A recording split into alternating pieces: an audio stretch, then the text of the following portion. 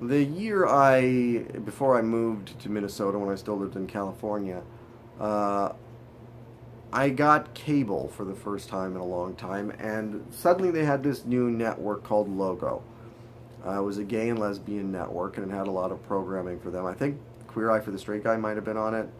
I don't know. I didn't watch it very often. There wasn't much programming on there that I thought was all that great. But they had a movie that they played all the time. Like it would come on constantly on Logo. And I actually would check to see if it was on because every time it was on, whatever I was doing, I would stop and I would watch it because I just thought it was such a wonderful movie.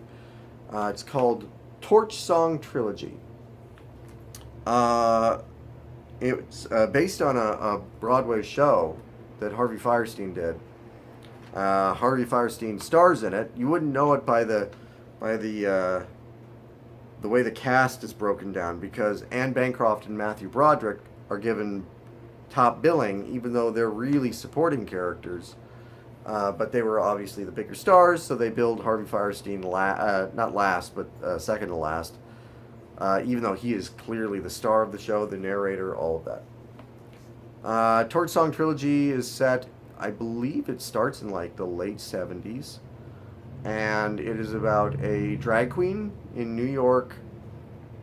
Comes from a sort of more conservative Jewish family. And, and his struggles to accept himself, to find love, to reconcile with his mother, who's played by Anne Bancroft, and ultimately, finally, to raising his own child. Um, it's a movie that is funny and touching. It is sad. It'll make you cry. It'll make you laugh out loud. It's really, I remember they interviewed Harvey Firestein for the documentary The Celluloid Closet, which is also fantastic. You should absolutely track that down. But he had this line in it where he said about, I believe he was talking about Torch Song Trilogy specifically. He said, people say that my work, I should try and do my Harvey Firestein voice. It helps if I'm sick.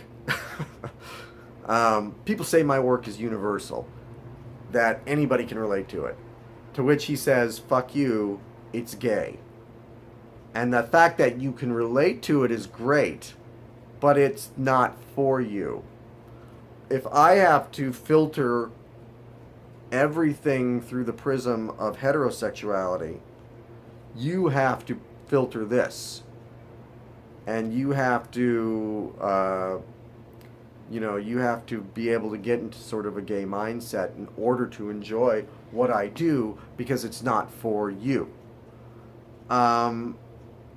That attitude always seemed quite fair to me.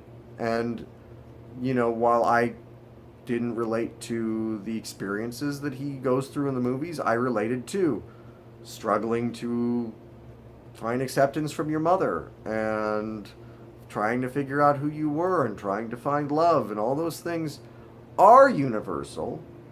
But they are seen through his eyes. So if you're not gay, you have to do some reverse engineering in your own brain to try and put yourself into his heels.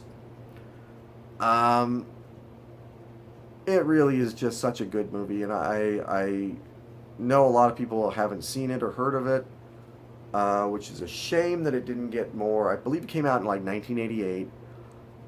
It's a shame it didn't get more of an audience outside of the gay community. I think if it came out now, it might be a much bigger hit than it was. Torch Song Trilogy for me gets 4 out of 5 stars. It is so good. I've bought this DVD this year and I've already watched it 3 or 4 times. It's it makes you feel good at the end. It is a movie that just makes you feel good, and I highly recommend it.